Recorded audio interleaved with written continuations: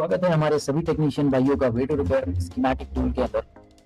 काफ़ी मेहनत के बाद अच्छे फीचर्स और इजी इंटरफेस के साथ ये हमारे टेक्नीशियन भाइयों के लिए स्कीमेटिक टूल रेडी किया गया है।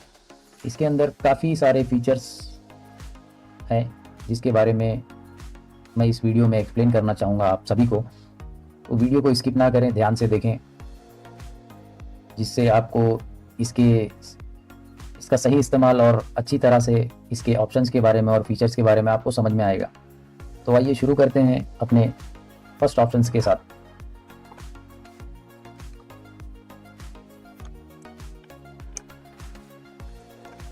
फर्स्ट ये है कि ये रोटेट व्यू काउंटर क्लॉकवाइज।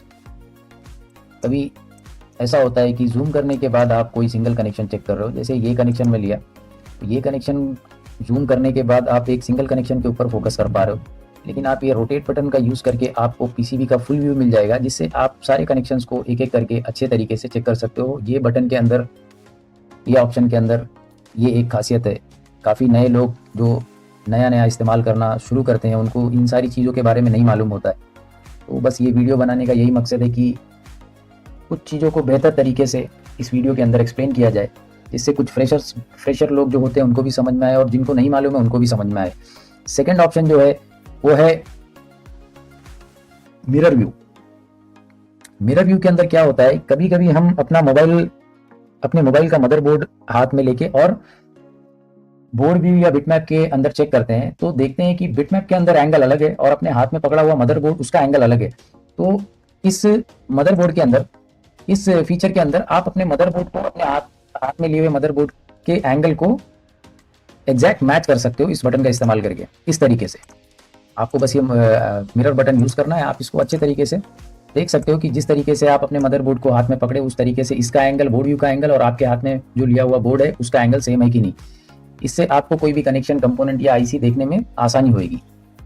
तीसरी चीज है वो इस स्कीमेटिक टूल के अंदर ये एक फिट बोर्ड बटन का ऑप्शन दिया गया है। कई बार ऐसा होता है कि हम किसी कनेक्शन पे क्लिक करते हैं और हमको वो कनेक्शन के सारे टेस्ट पॉइंट, कंपोनेंट्स, आईसी दिखाई नहीं देते।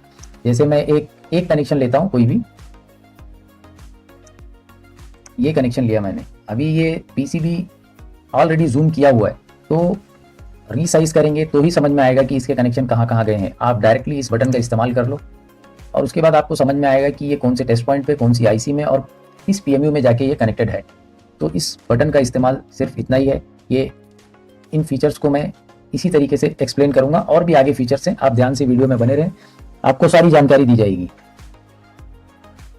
उसके बाद जो चीज है वो है लेयर्स।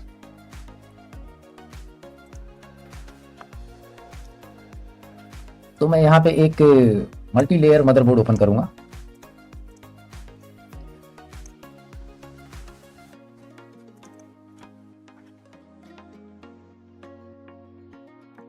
ये इसके अंदर 10 लेयर्स अवेलेबल है एक मदरबोर्ड के अंदर। अभी इस मल्टी लेयर मदरबोर्ड के अंदर आपको कोई एक सिंगल कनेक्शन चेक करना है, जैसे सेकंड लेयर चेक करना है, तो आप सारे लेयर्स को ऑफ कर दो। आप सेकंड लेयर पे क्लिक करके अपने सेकंड लेयर की जितनी भी कनेक्शन कहाँ पे हैं, कहाँ पे आपको स्क्रैच करना है, कहाँ से आपको कनेक्शन निकालना है, उस तरीके से आप 1 बाय 1 सारे लेयर्स को स्क्रैच करके अपने कनेक्शन को रिपेयर कर सकते हो। दूसरी चीज, यहाँ पे 10 लेयर्स दी हुई है, तो 10 लेयर्स को काउंट करने का जो तरीका है वो आपके मेन बोर्ड में 10 लेयर्स किस तरीके से होंगी मैं आपको एक्सप्लेन करता हूँ इस वीडियो में। तो ये जो एपी बोर्ड है, ये एपी बोर्ड के अंदर जो फर्स्ट लेयर सामने से जो है, यहाँ से आप स्टार्ट करो, यहाँ से आपको 1 2 3 4 5 तक की लेयर्स, आपको ऊपर की तरफ से 5 लेयर आपको काउंट करना है। और इस बोर्ड में आपको अपोजिट साइड से जाना है, जैसे 10 9 8 7 6 5, इस तरीके से आपको 10 लेयर को स्क्रैच करके जिस तरीके से भी आप रिपेयर करना चाहते हो, लेकिन फॉर्मेट यही है। फर्स्ट बोर्ड से स्टार्ट करना है आपको 1 2 3 4 5, देन यहाँ से 10 9 8 7 6 5, इस तरीके से आपको बोर्ड की लेयर्स को चेक करना है। तो ये हो गया लेयर का टॉपिक। उसके बाद आता है डायोड वैल्यू। डायोड वैल्यू यहाँ पे इसलिए हाईलाइट किया गया है, कई बार ऐसा होता है कि हम मदरबोर्ड को रिपेयर कर रहे हैं और जूम करके कोई कनेक्शन को चेक करने की कोशिश कर रहे हैं कि कनेक्शन का नाम क्या है। तो डायोड वैल्यू के मेंशन होने की वजह से हमको कनेक्शन प्रॉपरली कभी कभी दिखते नहीं है, तो इस बटन को इसलिए ऐड किया गया है कि काफ़ी छोटी आईसीज के अंदर आप कनेक्शंस को चेक करना चाहते हो तो आप इस बटन का इस्तेमाल करके डायोड वैल्यू को ऑफ कर सकते हो और ऑन भी कर सकते हो। तो इससे आपको रिपेयरिंग में थोड़ी आसानी मिलेगी, जिससे आप फोन को और अच्छे तरीके से रिपेयर कर सकते हो। उसके बाद आता है रैट नेट्स। अब रैट नेट्स को कहाँ पे इस्तेमाल किया जाए और किस तरीके से इस्तेमाल किया जाए और क्यों इस्तेमाल करना है, इस बटन की खासियत क्या है। इस बटन की खासियत ये है कि मैंने कोई भी एक कनेक्शन लिया, जैसे ये सिलेक्ट किया मैंने, ये एक कनेक्शन यहाँ पे सिलेक्ट करता हूं मैं।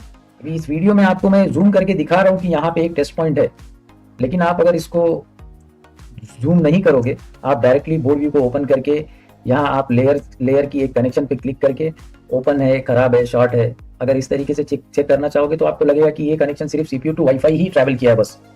लेकिन ये रैट नेट्स ऑप्शन यहाँ पे इसलिए ऐड किया गया है, इसको ऑन करने के बाद आपको इस कनेक्शन से कनेक्टेड कितने कंपोनेंट है और कितनी आईसी है और कितने टेस्ट पॉइंट है, आप उसको इजीली देख सकते हो, आपसे कोई भी चीज मिस नहीं होगी। तो इस रैट नेट्स का इस्तेमाल आपको इस जगह पे करना है। मेरे ख्याल से अगर आप ऑन ही रखो तो ज़्यादा बेहतर है, क्योंकि कोई भी चीज़ छूटेगी नहीं। तो रैट नेट्स बहुत बेहतरीन ऑप्शन है, अगर आप रिपेयरिंग के टाइम उसको यूज़ करोगे तो आपकी बहुत हेल्प होगी, आपसे कोई भी चीज़ मिस नहीं होगी। अगर मैं इसको ऑफ करता हूं तो आपको हाईलाइटेड सीपीयू और आईसी दिखेगी, लेकिन आपको ये टेस्ट पॉइंट नहीं दिखेगा जब तक आप जूम नहीं करोगे। तो ये रैट नेट्स इसीलिए यहाँ पे ऐड किया गया है कि आपसे कोई भी कनेक्शन मिस ना हो। जैसे आपको ये कनेक्शन यहाँ से चेक करना है, ओपन है, शॉर्ट है, क्या है, तो आपको लेयर सेपरेट करने की जरूरत नहीं है। आप ये रैट नेट्स को ऑन ऑफ करके कनेक्शन को चेक कर सकते हो। आप देख सकते हो कि पीछे की तरफ एक टेस्ट पॉइंट है छोटा सा, यहाँ पे आप अपनी जीआर वैल्यू, वोल्टेज लाइन, जो भी आपको चेक करना है यहाँ पे चेक कर सकते हो। तो ये रैट नेट्स बटन का ये इस्तेमाल बहुत बेहतरीन है इस टूल के अंदर। आप इसको यूज करो और अपना रिव्यू दो। उसके बाद काफी टेक्नीशियन परेशान है कि ये no service emergency call RFFE connection क्या होता है, किस तरीके से इसका इस्तेमाल किया जाता है और कैसे ये रिपेयर होता है, कनेक्शन कहाँ कहाँ पे अवेलेबल है। तो हर एक मॉड्यूल को ओपन करके, स्कीमेटिक ओपन करके आरएफएफई को ढूंढने से अच्छा है कि यहाँ पे एक आरएफएफई बटन ऑलरेडी दिया हुआ है। आरएफएफई बटन यहाँ पे दिया हुआ है, आप उसके रैट नेट्स को ऑफ कर दो, आरएफएफई बटन पे आप क्लिक करो, आपकी आरएफएफई के जितने भी कनेक्शन है सारे हाईलाइट होने चालू हो जाएंगे। अब आपको डिसाइड करना है कि आपको कौन सी आरएफएफई को कब टेस्ट करना है, लेकिन ये बटन ऐड करने से हमको कहीं कुछ दूसरी चीज ओपन करने की जरूरत नहीं है। बस आप इस पे क्लिक करो और आरएफएफई के जितने भी कनेक्शन है उसको आप इजीली देख सकते हो। यहाँ पे ये इस तरीके से हाईलाइट होगा। आप इसको बंद करना चाहते हो, यूज नहीं करना चाहते हो, देखना नहीं चाहते हो, आप इसको बंद कर सकते हो। लेकिन आपको आरएफएफई से रिलेटेड कोई भी काम करना है, आप ये टैब का यूज कर लो, आपके बोर्ड के अंदर जितने भी आरएफएफई है सारे दिख जाएंगे। डिसाइड आपको करना है कि किस आरएफएफई पे आपको काम करना है और किस तरीके से काम करना है। उसके बाद इस टूल के अंदर एक व्यू, स्प्लिट व्यू के अंदर आप स्प्लिट व्यू पे क्लिक करो, आपको स्कीमेटिक और बोर्ड व्यू एक साथ देखने मिलेगा और एक साथ काम करने भी मिल सकता है। आप यहाँ से यहाँ स्विच कर सकते हो और यहाँ से यहाँ स्विच कर सकते हो। आप कोई कंपोनेंट पे क्लिक करो, ये आपको कंपोनेंट पे लेके जाएगा, एग्जैक्ट वही कंपोनेंट पे लेके जाएगा जिस पे आपने डबल क्लिक किया है। और दूसरी चीज, आपने कंपोनेंट पे क्लिक किया है C4010, तो यहाँ पे आपको कंपोनेंट हाईलाइट हो रहा है। आपको अगर नेट नेम देखना है, आप नेट नेम पे क्लिक करो, आपको ये नेट नेम पे लेके जाएगा। सेकंड चीज, आप अगर स्कीमेटिक के अंदर डबल क्लिक करते हो तो आपको डायरेक्ट ये डबल क्लिक पे बोर्ड व्यू में लेके आएगा एग्जैक्ट कंपोनेंट पे। तो ये स्प्लिट व्यू का भी एक बहुत बेहतर ऑप्शन है, आप इसका इस्तेमाल कर सकते हो बिना किसी प्रॉब्लम्स के। तो ये सारी चीजें इस टूल के अंदर बनाई गई हैं, आप अपने तरीके से इसको इस्तेमाल कर सकते हो। ये वीडियो बनाने का इतना ही मकसद था कि इनके ऑप्शंस को अच्छे तरीके से एक्सप्लेन किया जाए।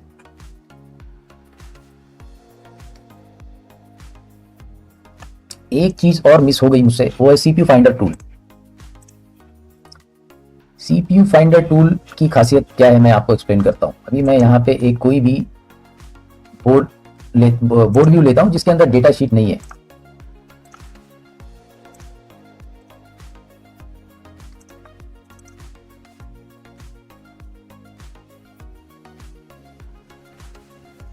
ये देखो, ये मैंने एंड्रॉइड का मदरबोर्ड ओपन किया हूं यहाँ पे, लेकिन एंड्रॉइड की स्कीमेटिक टूल अभी भी ओपन है। ऐसा आपको घबराना नहीं है, सिर्फ आपको स्प्लिट व्यू को ऑफ कर देना है। आपको जो चाहिए वो आपके सामने मिलेगा यहाँ पे। अभी ये मदरबोर्ड मैं ओपन किया हूँ, Vivo T3 Lite multi layer board. इसके अंदर कोई भी डेटा शीट नहीं है और आपको कोई भी एक कनेक्शन की वोल्टेज लाइन चेक करना है। अभी मैं बताता हूँ कि इसको किस तरीके से चेक किया जाए। यहाँ पे कोई भी डेटा शीट नहीं है, आपको पता नहीं कि इसकी वोल्टेज लाइन क्या है, इस पर कितना वोल्टेज आना चाहिए, कुछ भी नहीं मालूम है। आप सिर्फ क्लिक कर रहे हो, आपके कनेक्शन सिर्फ यहाँ से वहाँ जा रहे हैं। तो इसको किस तरीके से CPU फाइंडर को यूज़ करना है मैं आपको एकदम डिटेल में बताता हूँ। आपको ये सेक्शन मिस नहीं करना है, आप ध्यान से देखोगे तो आपको समझ में आएगा। अभी ये T3 light multi layer board है, इसके अंदर कोई भी डेटा शीट नहीं है। तो मैं आपको सेम CPU नंबर और सेम CPU नंबर का एक दूसरा फोन ओपन करता हूं जिसके अंदर सिर्फ लेआउट और स्कीमेटिक टूल है, बस स्कीमेटिक है।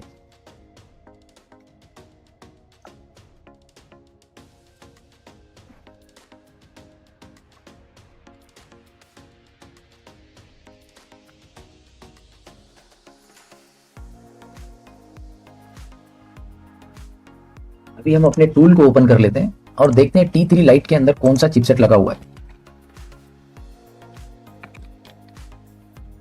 T3 light MediaTek Dimensity 63006ENM। अभी ये इसका CPU नंबर है जो इसको डबल क्लिक करके कॉपी कर लेना है।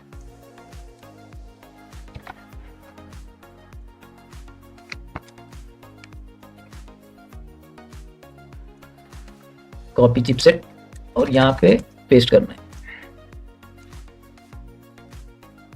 मोटो G पावर 2025 सेम CPU का हमारे पास दूसरा मदरबोर्ड है, मोटो G पावर। लेआउट है और स्कीमेटिक टूल है। अभी हार्डवेयर सॉल्यूशन में क्या होता है कि हार्डवेयर सॉल्यूशन के अंदर लोग परेशान होते हैं कि इसका कनेक्शन सिर्फ यहीं तक है, ये है वो है। लोगों को समझ में नहीं आता है कि इसको किस हिसाब से हैंडल किया जाए। तो मैं आपको बताता हूँ कि ये सिर्फ बिटमैप है, आपके पास डेटा शीट अवेलेबल नहीं है और आपको दूसरे CPU का लेआउट और स्कीमेटिक यूज करके कैसे पता किया जाए कि ये वोल्टेज लाइन क्या है। तो मैं यहाँ पे मोटो G पावर ओपन किया हूँ जिसका CPU सेम है, T3 लाइट और मोटो G पावर। ब्रांड दोनों अलग है लेकिन CPU नंबर सेम है। अभी मैं इसका यूज करके आपको बताऊंगा कि इसको किस तरीके से मैच किया जाए कि इसके वोल्टेज लाइन T3 लाइट में क्या है और मोटो G पावर में तो ऑलरेडी लेआउट और स्कीमेटिक दिया हुआ है, लेकिन हमको चेक करना है T3 लाइट के बारे में। तो मैं इन दोनों को ओपन करता हूँ।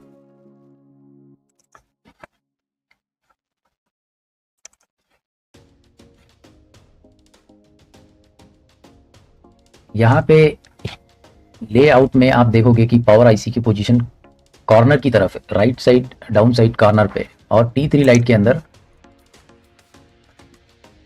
यहाँ पे।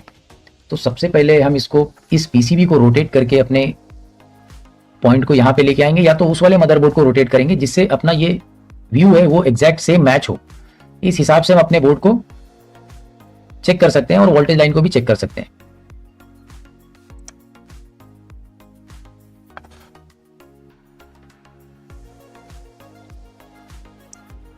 इस तरीके से यहाँ पे डॉट है मोटोरोला के अंदर और T3 लाइट के अंदर डॉट यहाँ पे। तो अब ये अपना बोर्ड लगभग सेम दिखने लग गया। ये सारे आप बक कॉइल्स को देख सकते हो T3 लाइट के अंदर, और आप यहाँ पे लेआउट में भी देख सकते हो कि इसकी जो बक कॉइल की जो फॉर्म है वो इसी तरीके से है। अभी T3 लाइट के अंदर ये जो फर्स्ट वाला बक कनेक्शन है इसका क्या वोल्टेज है, इसको हम मोटोरोला के अंदर चेक करेंगे, क्योंकि मोटोरोला के अंदर बिटमैप नहीं है। यहाँ बिटमैप है लेकिन डेटा शीट नहीं है। तो हम लेआउट में आएंगे और फर्स्ट वाले कॉइल को चेक करेंगे स्कीमेटिक के अंदर कि इस पर क्या वोल्टेज लाइन है लेआउट में, और इसको यहाँ से कॉपी कर लेंगे। कॉपी करने के बाद आपको स्कीमेटिक के अंदर आना है और यहाँ पे बक कॉइल का नंबर ऑलरेडी कॉपी है। आपको सिर्फ सर्च करना है, आपको यहाँ पे ये एग्जैक्ट बक कॉइल बताएगा और कितना वोल्टेज है यहाँ पे, ये भी यहाँ पे आपको शो कर देगा।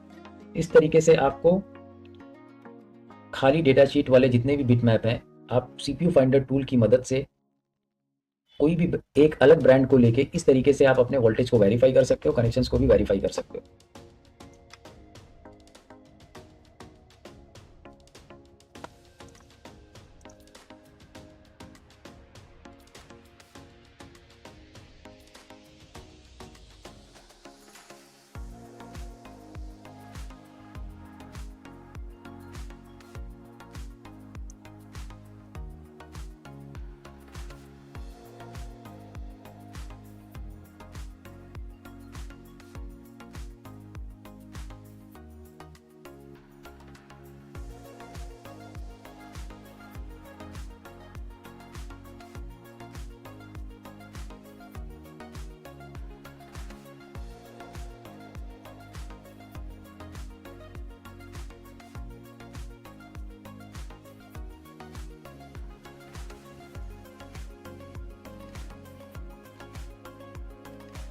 जैसे अभी ये डेटा शीट खाली है और ये कंपोनेंट पे कितना वोल्टेज आना चाहिए, किस तरीके से आना चाहिए आपको नहीं मालूम, और आपके पास कोई भी डेटा शीट यहाँ पे अवेलेबल नहीं है, तो आप इसके पैड का नंबर चेक कर लो, R13 यहाँ पे कोई भी इंफॉर्मेशन ऐड नहीं है। आपको सिंपल मोटरोला के लेआउट में जाना है, पावर आईसी को कॉपी करना है, स्कीमेटिक के अंदर आके आपको पेस्ट कर देना है।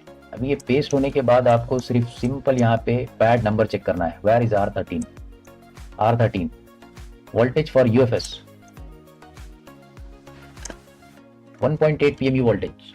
इस तरीके से आप सीपी फाउंडर की मदद से आप खाली डेटा शीट्स के फ़ोन को इस तरीके से आप वेरीफाई कर सकते हो।